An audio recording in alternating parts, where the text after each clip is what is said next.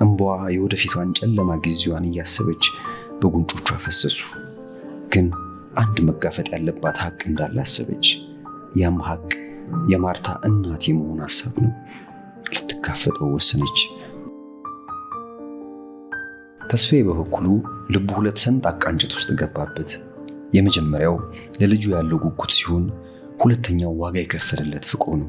ሕይወት እሱን የፍቅር ትርጉም ያስተማረችው የፍቅር መገለጫ ትርጉሙ ነች። አብረው ብዙ ህልም አይተዋል።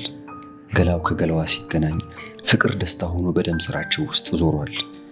ያንን ፍቅር፣ ያንን ህልም፣ ያንን ደስታ እንዴት ገና ላልተወለደ ልጅ ይለጠዋል? ደሞስ ቤታቸውን የሚያሞቅ ትዳራቸውን የሚባርክ ልጅ ግድ ከሱ ዘር መገኘት አለበት? የለበትም። በማደጎም ወስዶ ፍጹም ፍቅራቸውን እየሰጡ ማሳደግ ይችላሉ። ያኔ ትዳራቸውም ቤታቸውም ፍቅራቸውም ይባረካል። እነዚህን ሁሉ ነገሮች ሲያስብ የቆየው ተስፋዬ በመጨረሻ ወሰነ። ከምንም በላይ ፍቅሩ፣ ህልሙ፣ ደስታው ሕይወት ትበልጥበታለች።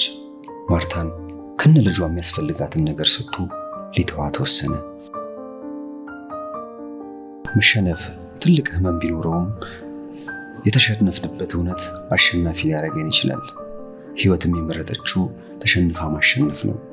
የማርታ እግር ላይ ወድቃ መለመን፣ የምታጣውን መንገር፣ ለሕይወት ማርታ ሆድ ውስጥ ያለው ልጅ ዋጋው በሕይወት መኖሯ፣ ልጁንም ተስፋዬን ማታ መኖር እንደማትችል በእንባ ሆና እግሯ ስር ወድቃ ለመነቻት።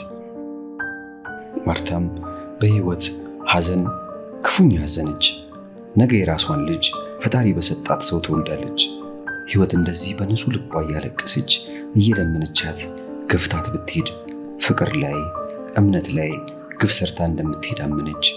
በሆዷ የያዘችው የተስፋዬ ዘር ለሁለቱ ፍቅር እግዚአብሔር በሷ በኩል የሰጣቸው ስጦታ እንደሆነ አሰበች።